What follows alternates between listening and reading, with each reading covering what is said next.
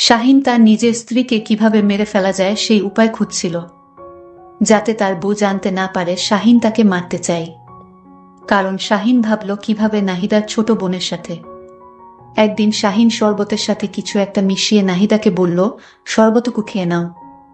তারপর নাহিদা যা করল তা শুনলে তোমাদের কোনো হুঁশ থাকবে না।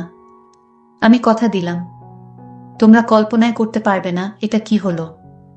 তাহলে পুরো ঘটনাটি বলি। নাহিদাকে আমি বিয়ে করেছিলাম বাবা মায়ের পছন্দেই। জীবনে কখনো প্রেম করিনি, আর এসবে আমার আগ্রহ ছিল না একদম। একদিন হুট করে মা নিয়ে গেলেন মেয়ে দেখতে, আর সেদিন আমি সত্যিই নাহিদার সৌন্দর্যে বিমোহিত হয়ে নিজেকে আর আটকে রাখতে পারিনি। কোনো কিছু না ভেবেই হ্যাঁ বলে দিয়েছিলাম।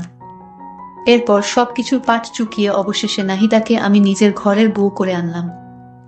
লোকমুখে অনেক শুনেছি যে সুন্দরী মেয়েরা একটু অহংকারী হয় আর স্বামীকে তেমন পাত্তা দেয় না, কিন্তু নাহিদা ছিল তার সম্পূর্ণ উল্টো। তবে একটি বিষয় আমার কাছে বেশ খারাপ লাগতো, আর তা হলো আমার স্ত্রী প্রয়োজন ছাড়া একটি কথাও বলতো না কখনো কারো সাথে, এমনকি আমার সাথেও না। অফিস শেষে বাড়ি ফিরলে ওকে সামনে বসিয়ে কেবল আমিই বক বক করতাম, আর সে আমার সামনেই অন্যমনস্ক হয়ে বসে থাকত।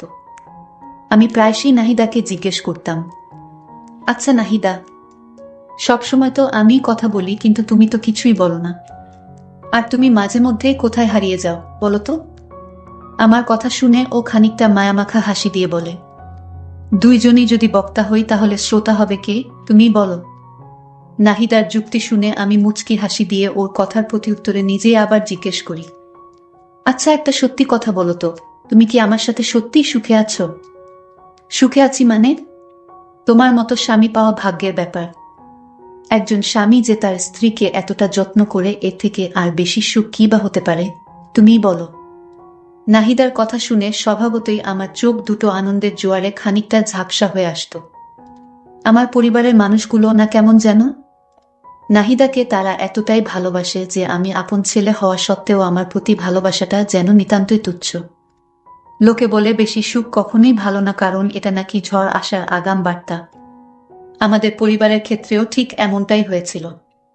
একদিন আমার স্ত্রী আমাকে হুট করে বলে ওর মাথায় নাকি মাঝে মধ্যেই প্রচণ্ড ব্যথা হয়।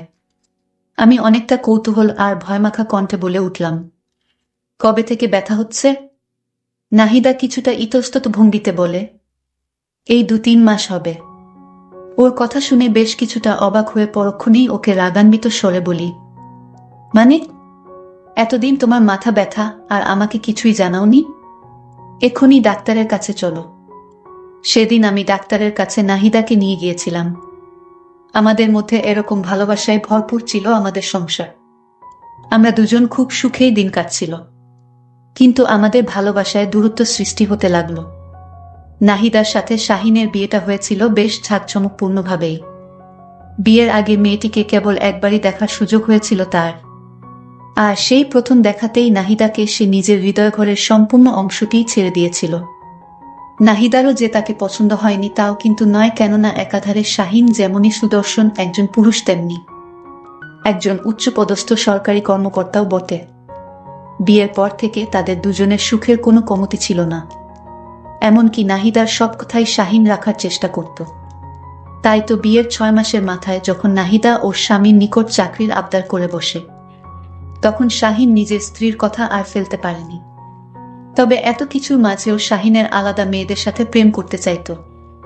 তাই তো নাহিদার অজান্তেই সে অনেক মেয়েদের সাথে প্রেম করতে চাইত, কিন্তু সে নাহিদার সামনে নিজেকে এমনভাবে উপস্থাপন করে যে তার মতো নিরীহ প্রাণী এই জগতে মনে হয় একটিও নেই। আর নাহিদা মেয়েটিও না কেমন যেন খুব বোকা, সে এখনো পর্যন্ত বুঝতেই পারেনি যে শাহিন তার অনুপস্থিতিতে মেয়েদের সাথে গল্প করে। ইদানিং রুজিনা শাহিনকে বেশ চাপ দিচ্ছে যে সে যেন নাহিদার সাথে সম্পর্কচ্ছেদ করে তাকে তার বউ হিসেবে ঘরে তুলে আনে। কিন্তু এই কথাটি রুজিনা যতটাই সহজভাবে বলেছে, শাহিনের নিকট এই কাজটি করা তার চেয়েও বহু কঠিন কাজ। কেননা সম্পর্ক বিচ্ছেদের ক্ষেত্রে তো অন্তত পক্ষে একটি উসিলার প্রয়োজন। কিন্তু অবাক করা বিষয় হলো নাহিদা মেয়েটি এতটাই নমনীয় মনের অধিকারী যে বিয়ের পর ওর সাথে শাহিনের কোনো বিষয় নিয়ে একবারও কথা কাটাকাটি হয়নি। শাহিন দরজাটা আস্তে করে ঠেলে দিয়েই নিজেদের বেডরুমে প্রবেশ করল।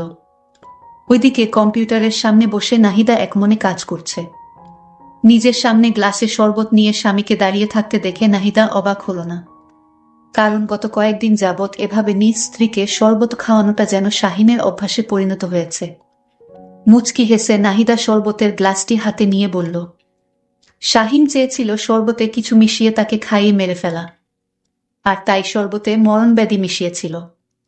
এটা নাহিদা জানত না। ব্যাপার কি? ইদানিং দেখছি আমার প্রতি তোমার কেয়ার বেশ বেড়ে গেছে। কথাটি মজার ছলে বললেও শাহিন কিছুটা চমকে উঠল বোধ হয়। পরক্ষণেই মুখমণ্ডলটিকে স্বাভাবিক করে বলল, স্বামী হিসেবে স্ত্রীর একটু আত্ম কেয়ার নেওয়া তো অস্বাভাবিক কিছু না, তাই না? তুমি আগে শরবতটুকু খেয়ে নাও। নাহিদা মুখে কিঞ্চিত হাসির রেখা টেনে বলল, এখন খাবো না, আগে রাতের খাবারটা সেরে নেই, তারপর খাবো। আজ তোমার প্রিয় ভুনা খিচুড়ি আর খাসির মাংস রান্না করেছি। টেবিলে চলো, দুজন একসাথে খাবো। নাহিদার কথায় শাহিনের চোখে মুখে বিরক্তির আভা ফুটে উঠলেও সে ঠান্ডা শরবত খাওয়ার জন্য আর ওকে জোর করতে পারল না। তবুও সে মনে মনে বলছে, আজ যেভাবেই হোক তোকে আমি শরবতের সাথে খাওয়াবই। খাবার টেবিলে শাহিনের সামনে গরম গরম খিচুড়ি আর খাসির মাংস নিয়ে বসে আছে নাহিদা। সে শাহিনের প্লেটে খিচুড়ি আর মাংস ঢেলে দিচ্ছে, কিন্তু এদিকে তার যেন খাওয়ার কোনো নামই নেই। অজানা কৌতূহলে শাহিন জিজ্ঞেস করল, কি হলো, তুমি খেতে বসছো না যে? নাহিদা পুনরায় মুচকে হেসে বলে, আমি পরে খাবো, তুমি এখন খাও। সেটা আবার হয় নাকি? দুজন একসাথেই খাবো, তুমিও প্লেট নিয়ে বসে পড়ো। এবার নাহিদা চোখে মুখে বিরক্তির রেশ টেনে বলল, আরে তুমি খাও তো, আমার অনেক কাজ পড়ে আছে। আজ কাজের বুয়াটাও কাজ করতে আসেনি, সকল থালা বাসন নোংরা হয়ে আছে। তুমি এখন খাও, আমি বরং থালা বাসনগুলো ধুয়ে এবং সবকিছু গুছগাছ করে একবারই খেতে বসবো। নিজ স্ত্রীর কথায় শাহিন আর কথা না বাড়িয়ে মাংসের ঝোলও মিশিয়ে খিচুড়ি খেতে শুরু করল। তবে খাবার এত মজাদার হলেও সে খিচুড়ির মধ্যে একটা অদ্ভুত গন্ধ পেত, মনে হচ্ছে খিচুড়িতে কিছু একটা মিশানো হয়েছে। এসব ব্যাপারে সে আর নাহিদাকে জেরা করল না, কারণ এমনিতেই মেয়েটি সারাদিন অফিস করে এসে এত কষ্ট করে তার প্রিয় খাবার রান্না করেছে, আর এর উপর যদি এসব নিয়ে সে দোষ ধরে তাহলে নিশ্চয়ই নাহিদা কষ্ট পাবে। শাহিনের পেটের মধ্যে কেমন যেন জ্বালাতন করছে। সহ্য করতে না পেরে শাহিন চিৎকার দিয়ে নাহিদাকে ডেকে উঠল, কিন্তু নাহিদার রান্নাঘর থেকে কোনো সাড়া শব্দ আসছে না। কাতরাতে কাতরাতে এক পর্যায়ে শাহিন মরে গেল এবং কষ্ট সহ্য করতে না পেরে সে মেঝেতে লুটিয়ে পড়ে। কিছুক্ষণ পর নাহিদা এই মুহূর্তে বসে আছে শাহিনের নিথর দেহের ঠিক পাশেই, যেখানে তার অঝোর ধারায় স্বামী হারানোর আর্তনাদ করার কথা ছিল। সেখানে সে এই মুহূর্তে নির্লিপ্ত ভঙ্গিতে বসে আছে। সে জানে এখন শাহিনের মরা দেহটাকে কিভাবে রেখে জনসাধারণের মাঝে হার্ট অ্যাটাক বলে চালিয়ে দিতে হবে। টেবিল থেকে ফোনটা নিয়েই নাহিদা শরীফের কাছে কল দিল। এই ছেলেটির সাথে তার পরিচয় হয়েছে খুব বেশি দিন নয়, কেবল 2 মাস। শরীফ আর নাহিদা একই অফিসে কাজ করে, আর সেই সুবাদেই তাদের মাঝে এক গল্প শুরু হয়ে যায়। আর শাহিনকে মেরে ফেলার প্ল্যানটি স্বয়ং শরীফই তাকে দিয়েছিল, কেননা শাহিনকে যদি কোনোভাবে দুনিয়া থেকে সরানো যায় তাহলে ওর সহায় সম্পত্তির অনেকাংশের অংশীদারই হবে নাহিদা। তাছাড়া সরকারিভাবে যে ভাতা পাওয়ার কথা সেটা তো বাদই দিলাম। অপরপাশ থেকে কলটি রিসিভ করি শরীফ বেশ উৎসুক কণ্ঠে জিজ্ঞেস করল, কি ব্যাপার, সবকিছু ঠিকঠাক করেছ তো? হ্যাঁ, এখন ওর লাশ বিছানায় পড়ে আছে। আচ্ছা, বাকিটা যেভাবে যেভাবে বলেছি সেভাবে করে রেখো, যাতে সন্দেহের কোনো অবকাশ না থাকে। আচ্ছা ঠিক আছে। কলটি কেটে দিতেই নাহিদার চোখ যায় টেবিলে রাখা সেই শরবতের গ্লাসটির দিকে। মুহূর্তেই তার চোখ বেয়ে 2 ফোঁটা অশ্রু গড়িয়ে পড়ে। যত যাই হোক, শাহিন যে বিয়ের পর থেকে এতগুলো দিন তার কাছে এক শ্রেষ্ঠ স্বামীর ভূমিকায় ছিল, সেটা নাহিদার অস্বীকার করার সুযোগ নেই। ধীর পায়ে সে গ্লাসটির দিকে এগিয়ে গিয়ে সেটি হাতে গুজে নেয়।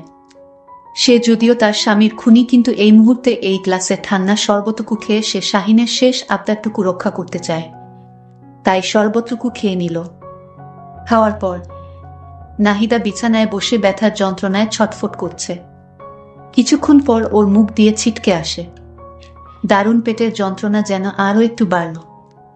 একদিক থেকে রুজিনা শাহিনের নাম্বারে একের পর এক কল দিয়ে যাচ্ছে, অপরদিকে শরীফ নাহিদার নাম্বারে দিয়ে যাচ্ছে একের পর এক কল। কিন্তু দুঃখের বিষয় এপাশ থেকে কেউই তাদের কল রিসিভ করছে না। পরদিন শাহিনের বাড়িতে সাংবাদিক এবং পুলিশের হট্টগোলে এক বিরূপ পরিবেশের সৃষ্টি হয়। মিডিয়ার খবর প্রকাশ হচ্ছে যে পারিবারিক কলহের জেরে স্ত্রীর স্বামীকে কিছু একটা খাইয়ে হত্যার পর স্ত্রীর পুনরায় নিজেই মরে যায়, কিন্তু তারা আদৌ জানে না যে ওরা একে অপরের ফাঁদে পড়ে। এই মুহূর্তে উভয়েই নরকের পথে ধাবিত হচ্ছে। এটাই তো কাম্য।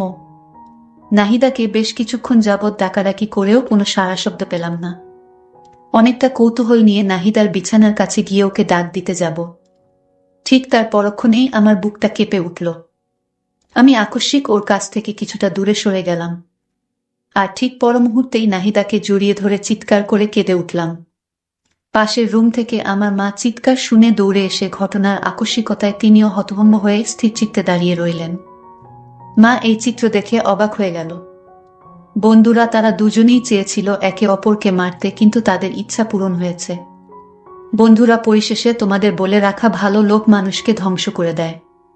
এই গল্পের মাধ্যমে বলা যায়, অতি লোভে তাতি নষ্ট। তাই তোমরা কখনো এই ধরনের কাজ থেকে বিরত থাকবা। বন্ধুরা, আজকে গল্পটি কেমন লাগলো তা কমেন্ট করে অবশ্যই জানাইবা। আজকের মতো এখানেই বিদায় নিলাম। আল্লাহ হাফেজ।